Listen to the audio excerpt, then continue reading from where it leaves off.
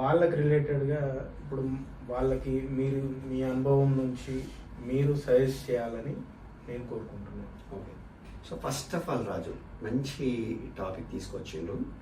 Job మీద అందరికి ఉండే టెన్షన్, ప్రతి ఒక్కళ్ళు బీటెక్ కానీ డిగ్రీ కానీ ఎనీ డిగ్రీ, ఒక డిగ్రీ అయిపోయిన తర్వాత అది ఈవెన్ డిప్లొమా కూడా కావచ్చు, ఒక డిప్లొమా కానీ ఒక డిగ్రీ కానీ చేయగానే ప్రతి ఒక్కరు జాబ్లోకి రావాలని కోరుకుంటారు.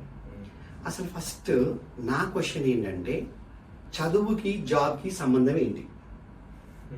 చదువుకోగానే జాబ్ అనేది ఒక సీక్వెన్షియల్, అంటే అది జీవితంలో మనం చేస్తాం కదా, అంటే ఒక్కొక్క స్టెప్ ఉంటుంది కదా.